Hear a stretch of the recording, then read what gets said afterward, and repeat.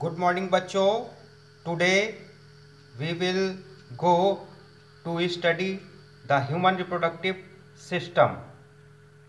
तो first of all we should know about the reproduction. What is reproduction? As we know that the reproduction is the process by which living organisms produces young ones of their own species. It is one of the most important characteristics of the living organisms. This is the definition of the reproduction.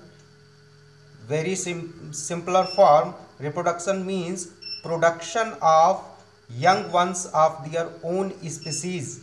It is due to transfer of their genetic material or DNA from one generation to the next generation. What is the purpose of reproduction? Here the purpose of reproduction is it maintains the continuity of the races, means it transfers their DNA from one generation to the next generation. Now we see the basic features of the reproduction. All modes of the reproduction have some common basic features. These are as follows. Number 1, synthesis of RNA and protein. In 11th class we study the cell cycle. The cell cycle is differentiated into G1 phase, S phase, G2 phase and M phase. These phases also occur at the time of reproduction in gonads. The synthesis of RNA and protein, this occurs in G1 and G2 phase of the cell cycle. Next, replication of DNA, this occurs in S phase of the cell cycle. And next, cell division, and next, formation of reproductive units or bodies, and next, development of reproductive units into the young ones.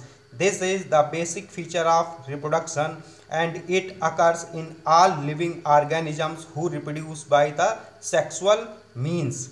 Now, major types of the reproduction. We know that the reproduction is of mainly two types. One is asexual reproduction and another is sexual reproduction. We know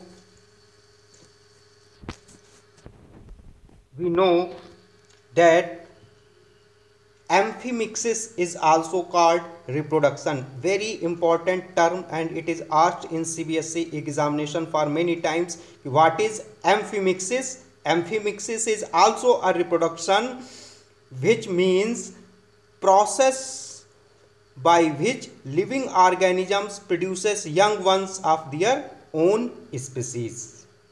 Next, maintenance of chromosome number. We know that somatic cells of the male and female have 2n number of chromosomes or diploid number of chromosomes. When the gonads or germinal epithelium produces gametes, then the cells of the germinal epithelium undergoes reduction division, due to which the chromosome number becomes half and it forms male and female gamete.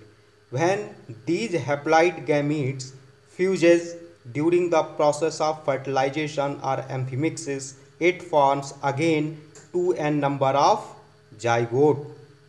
And this zygote again divides by the process of mitosis and produces offsprings which are 2n. Thus the whole process maintains the 2n number of chromosomes. Now we see the significance of reproduction. Since both mitosis and meiosis reproduction takes place. Mitosis and meiosis division takes place at the time of gamete formation, in which meiosis or reduction division, in which crossing over takes place, which brings variation in the organism. This is very significant character of sexual reproduction. Now we study male reproductive system. Male reproductive system. Here we see male reproductive system is differentiated into a scrotum, in which testis is present. Accessory ducts is differentiated into retitestis, vasa efferentia, epididymis and vasa deferentia, then ejaculatory duct, then urethra, and then copulatory organ or penis. Here we see first of all the scrotum. Before discussing the male reproductive system, we first of all see the diagram of the male reproductive system. Here we see the diagram of the male reproductive system. Here we see this is the scrotal sac. This is the scrotal sac in which the testis is present. This testis is held into the scrotum through a specific tissue or cord that is called gubernaculum. Here from the testis,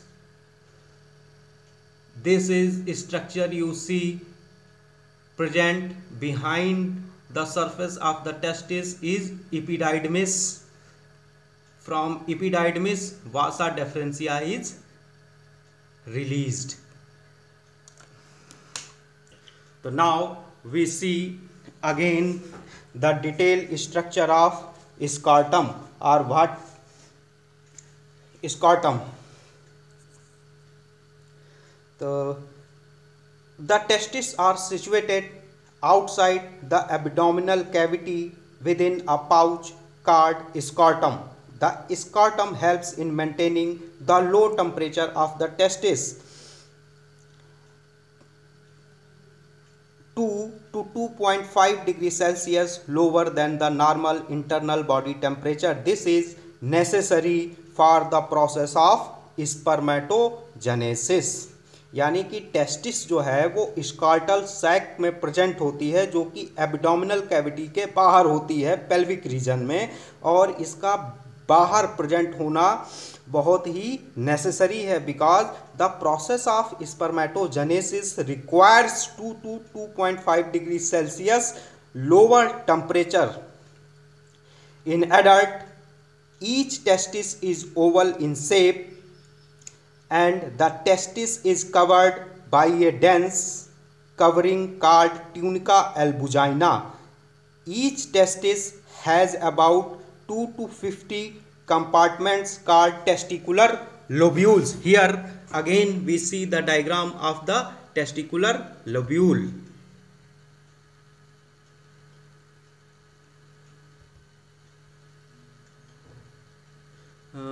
अभी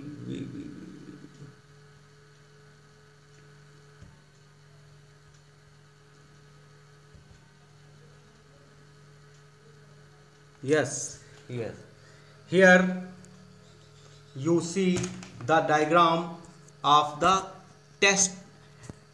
longitudinal section of the testis. Here you see the various compartments. These are called testicular lobules. These are the lobules, and each testis has near about 250 testicular lobules. In each testis, in testicular lobules,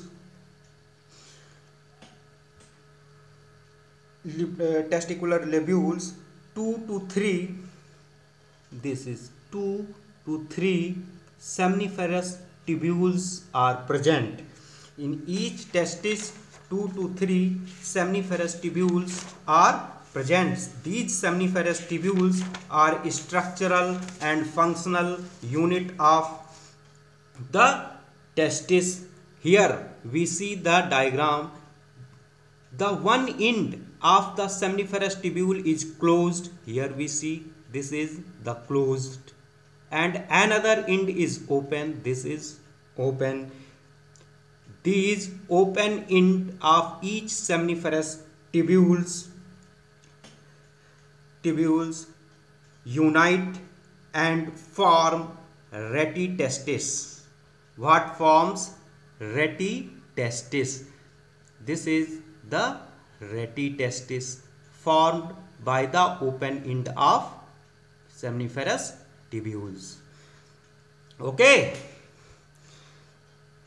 Again, we see from each retitestis a ciliated duct called vasa efferentia arises. This is the vasa efferentia arises. From vasa efferentia arises, which opens into epididymis. This is the epididymis, where spermatozoons are temporarily stored.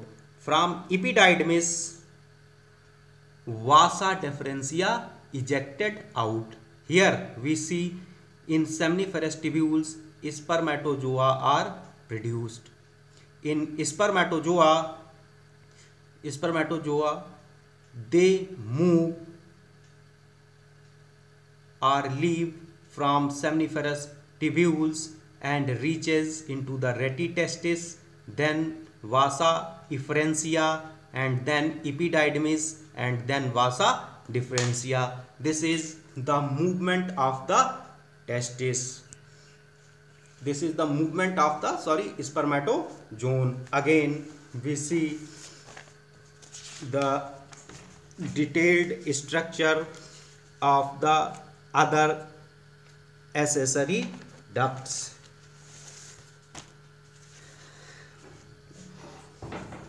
Or first of all we see the transfer section or TS of the testis. Here once again we see the transfer section of the testis. This is the basement membrane or germinal epithelium. This epithelium cells divide by the mitotic division and differentiated into spermatogonium. Spermatogonium again divides and forms primary spermatocyte. Primary spermatocytes again divide and form secondary spermatocyte. Secondary spermatocyte divide and forms spermatids, and spermatids transformed into spermatozoons. The whole process occurs inside the seminiferous tubules. Here between the cells some specific tubular cells are present. These tubular cells are called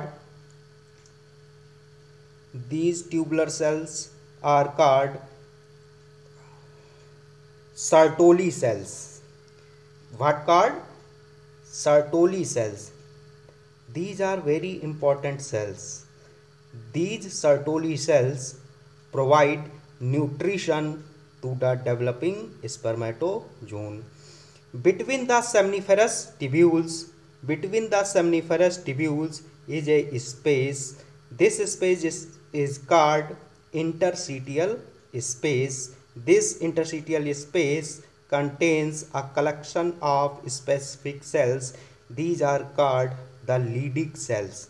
Leydig cells are responsible for the production of male androgens or testosterone.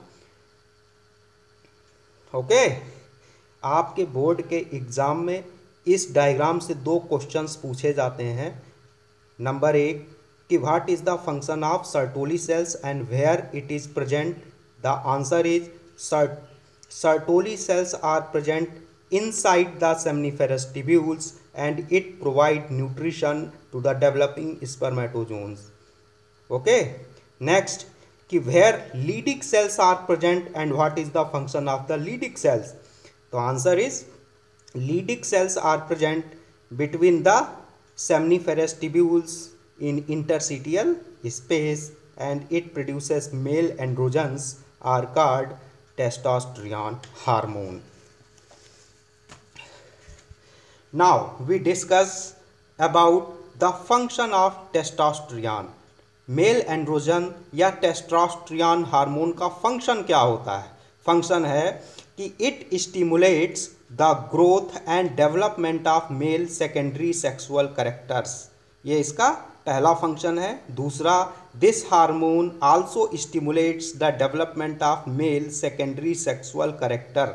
Secondary sexual characters वो characters होते हैं जिसके द्वारा हम ये identify कर सकते हैं कि ऑर्गेनिजम्स मेल है या फीमेल है, या उसके फिजिकल अपीयरेंस से हम ये आइडेंटिफाई कर सकते हैं. और इसके लिए मेल एंड्रोजन और फीमेल एंड्रोजन हार्मोन का प्रोडक्शन बहुत ही ज़रूरी है, because these hormones are responsible for the growth of secondary sexual characters in human beings. Okay, now we again discuss the male sex accessory ducts. So male sex accessory ducts is differentiated into the retitestis, then vasa efferentia, then epididymis, and then vasa deferentia, ejaculatory duct, urethra and copulatory organ. So first of all we discuss about the retitestis. Retitestis. Here again we see the diagram of the longitudinal section of the testis. The seminiferous tubules are closed at one end but on the other side they join to a network, the retitestis, from which a fine ciliated duct, vasa efferentia, arises. From each end seminiferous tubules joins a network like the structure. This is called the retitestis. Epididymis. The vasa efferentia leave the testis and open into the epididymis located along the posterior surface of the each testis. This is the epididymis. The epididymis stores the sperm and also secrete a fluid which is considered to nourish the sperm. Next, vasa deferentia. Here this is the vasa deferentia. Here we see the diagram. This indicates the vasa deferentia. A vasa deferentia emerges from the epididymis on each side and leave the scrotal sac.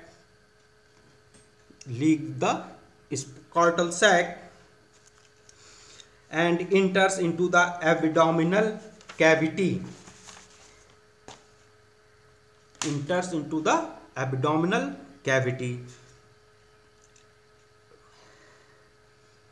And where it opens towards the posterior wall of the urinary bladder, where it joined by the duct to form the seminal vesicle, and seminal vesicle forms the ejaculatory duct. Here we see again the diagram.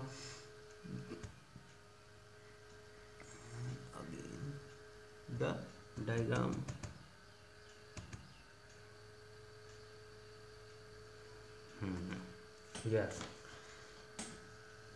again we see the diagram. This is the testis, epididymis, vasa deferentia. Vasa deferentia joins or opens into the and it opens into the urinary bladder, passes through the prostate gland, and from the urinary bladder urethra opens.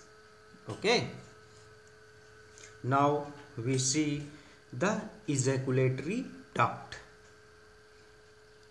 The ejaculatory ducts are the two short tubes is formed by the union of the duct from a seminal vesicle of a vasa deferensis. They passes through the prostate gland and join the urethra.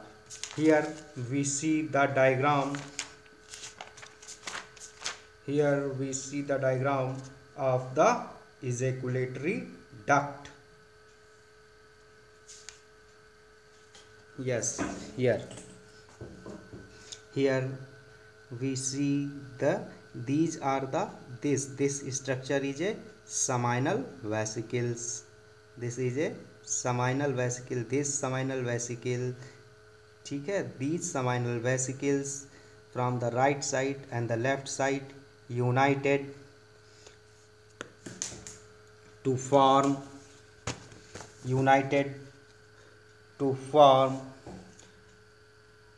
ejaculatory duct. They passes through the prostate gland. Here this is the structure is prostate gland. This is the prostate gland. Now we see the urethra. Urethra duct arises. This is the urethra. Again here. This is the urethra.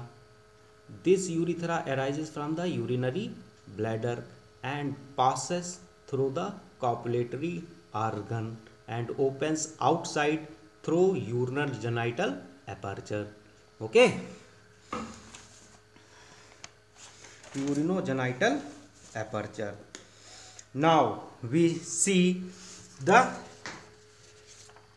accessory sex gland. Now we see the accessory sex gland. In human beings there are 3 accessory sex glands are present. One is seminal vesicle, another is prostate gland, and another is bulbourethral gland. These 3 glands are present in human beings. So what is the function of these glands? We discuss one by one here. Number 8, seminal vesicle.